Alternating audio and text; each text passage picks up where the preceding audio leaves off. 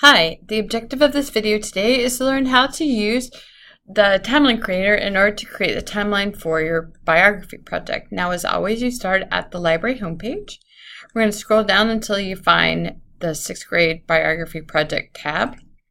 Once you're there, you're going to scroll down the page until you see click here when ready to create a timeline. That will take you to this more.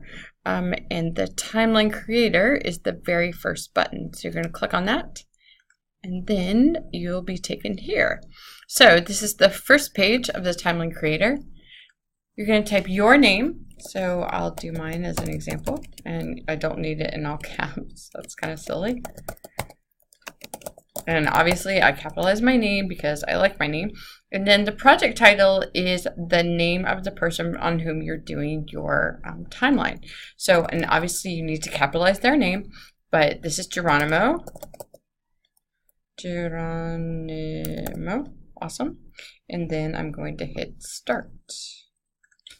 Now, for the purposes of this video, I went ahead and I put in my really important facts about Geronimo into a timeline.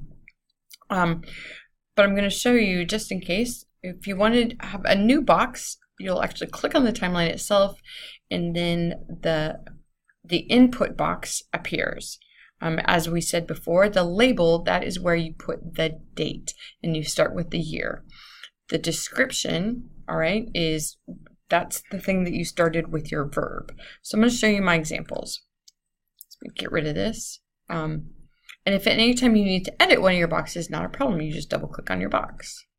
So 1810, March, the description, he's born in South Dakota. Awesome. I have some others. I have my 4 facts. Now, I did this on purpose. If you'll notice, it's not in order. I kind of screwed up. So that's not a problem.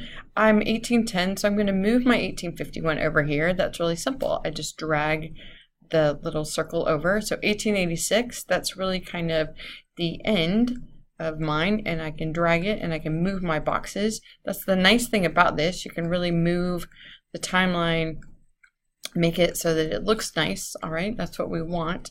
And again, if you'll notice the way that we did the dates, it looks really good. I type everything in. If you have extra information, and a lot of you do, which I think is excellent, go ahead and type that in the full description. It will show up in a separate sheet. All right, so I've got my when he's born, when he died, and then I have began feud, established, evaded, surrendered. So I'm good. I've got all my dates, and now I'm going to hit finish. And it's at this point where you want to go ahead and make your choice. Hopefully you have finished all of this today. So if you're me and I'm paranoid, I'm going to go ahead and save my final, and it's going to create it as a PDF. And I'm either going to email it to myself. If I have your school email, it will not work. But if you have your own personal email, maybe you could do it that way. Or you could simply save that file. And when you do that, it's going to download it to the desktop where you're at. And then obviously you would want to upload it to your drive. Now, I want to say this. You don't have to do this. I just would do it because I'm paranoid. If I do the work, you know, what if I lost the paper? I wouldn't want to have to do the work all over again. So just throwing it out there. All right. So, but the most important thing is I need to print my final.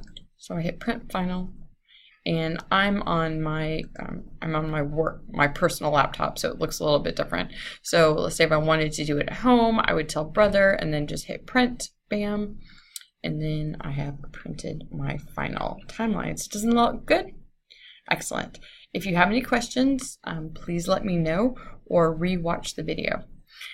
Have fun. Bye.